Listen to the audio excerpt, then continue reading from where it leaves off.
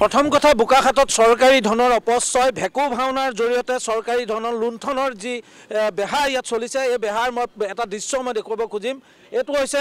APDSL অৰ্থাৎ শক্তি বিভাগৰ এইটো এটা বিদ্যুৎ পৰিবাহী খুঁটা এই খুঁটাটোৰ লগত সংলগ্ন ৰাখি এইখিনি চক এইকণ ঠাই মাত্ৰ 2 ফুট খুব বেছি 2 ফুট এই 2 ফুট অংশ ইয়াত যিটো পথ যিটো বহল কৰা হৈছে এই 2 ফুট বহল কৰা হৈছে আৰু অনুৰূপ ধৰণে সিটোফালে বহল কৰা হ'ব কিন্তু লক্ষণীয় কথাটো হৈছে যে এইটো বিদ্যুৎ পৰিবাহী খুঁটাৰ লগত সংলগ্ন ৰাখি এইখিনিলৈকে যদি পথটো বহল কৰা হয় অৰ্থাৎ এখন গাড়ী বা বাইক যদি এইফালেদি যায় তেতিয়াহ'লে এই পকা খুঁটাত খুন্দা মাৰি হয়তো পথচাৰী বা বাইক আৰোহী বা যিকোনো যাত্ৰী আহত হোৱাৰ শংকাই বেছি তেনেধৰণে অনুৰূপ ধৰণে মোৰ বেক চাইড পিছফালে আছে পিছফালে এটা খুঁটা আছে যিটো খুঁটা এই পথ বহলকৰণৰ যিখিনি মাপ এই জোখৰ ভিতৰত আছে অৰ্থাৎ এটা পকা পথ যেতিয়া বহল কৰা হয় তাৰ কাষতে মাছ ভাগত এটা পকা খুঁটা তাত ইলেক্ট্ৰিক পৰিবাহী বিদ্যুৎ পৰিবাহী খুঁটা এটা তাত আছে এনেধৰণে যদি মই অমৰবাৰীৰ জৰিয়তে যদি মই দেখুৱাবলৈ চাওঁ তেতিয়াহ'লে এই যিটো পথ বহল কৰা হৈছে এই পথ বহল কৰাৰ নামত অতি বিপদজনকভাৱে অতি ভয়ানকভাৱে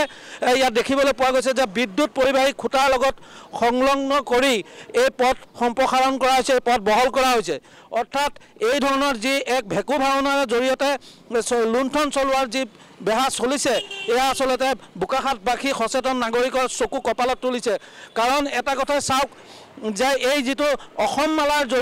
আঁচনিৰ অধীনত গৌৰৱ পথ নামেৰে এই পথটো নামাকৰণ কৰা হৈছে আৰু প্ৰায় মাত্ৰ 400 ফুট মান এই পথটোৰ বহলকৰণ হ'ব আৰু বহল কৰি ইয়াৰ প্ৰায় 50 লাখ টকা লুণ্ঠনৰ এক জাল মেলিছে লোক নিৰ্মাণ বিভাগ ঠিকাদাৰ আৰু এই যি বিদ্যুৎ বিভাগ শক্তি বিভাগৰ APDCL কোম্পানীয়ে কাৰণ APDCL কোম্পানীৰ দায়িত্বহীনতাৰ বাবে বোকাখাতত বিভিন্ন সময়ত বিভিন্ন ঘটনা সংঘটিত হৈ আহিছে এই যিটো জোখ মই আকৌ এবাৰ দেখুৱাইছোঁ আমাৰ দৰ্শকক এই মাত্ৰ 2 ফুট বহল কৰি অনুৰূপ ধৰণে সিটোফালেও 2 ফুট বহল হ'ব মাত্ৰ 1 মিটাৰ হ'ব সমগ্ৰ পথটো বহলকৰণৰ নামত মাজত এটা ডিভাইডাৰ দি তাতে ষ্ট্ৰীট লাইট বহুৱাৰ এটা পৰিকল্পনা কৰি এই গৌৰৱ পথ নামেৰে এই পথটো নামাকৰণ কৰা হৈছে আৰু ইয়াৰ বাজেট ধাৰ্য কৰা হৈছে 50 লাখ টকা যিটো আচলতে এখন গাঁৱত যদি 2 কিলোমিটাৰ ৰাস্তা যদি পকীকৰণ কৰিলেহেঁতেন তাত বেছি মানুহৰ উপকৃত হ'লহেঁতেন কিন্তু এই পথটো বহলকৰণৰ নামত যি লুণ্ঠনৰ বেহা মেলিছে ইয়াক পুংখানুপুংখভাৱে আমাৰ দৰ্শকক আমি দাঙি ধৰিম কিন্তু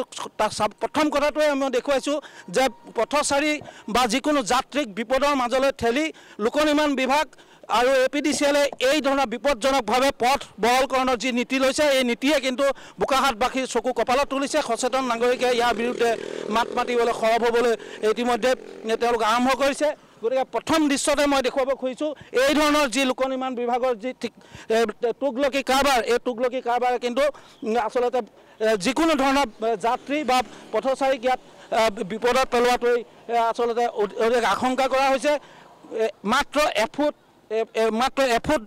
ইয়াত খন্দা হৈছে এফুট খান্দি ইয়াত চেন গেবেলিং কৰা হৈছে আৰু ইয়াত মেটেলিং কৰাৰ পিছত ইয়াত ব্লেক টেপিং কৰি এই পথটো মাত্ৰ 1 মিটাৰ বহল কৰাৰ যি পৰিকল্পনা কৰা হৈছে 400 মিটাৰত যদি 1 মিটাৰকৈ বহল কৰা হয় তাত কিমান টকাৰ প্ৰয়োজন হয় সেয়া লোক নিৰ্মাণ বিভাগৰ অভিযন্তাসকলে জানিব কিন্তু এই যি দুৰ্নীতিৰ বিৰুদ্ধে যিখন চৰকাৰ চলি আছে মুখ্যমন্ত্ৰী হিমন্ত বিশ্ব শৰ্মাৰ যি শূন্য সহনশীল নীতি আৰু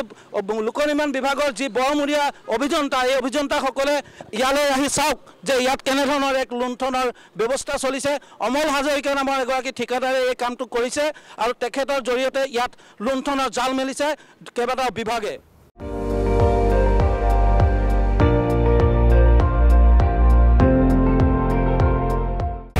আপুনি চাই আছে ND24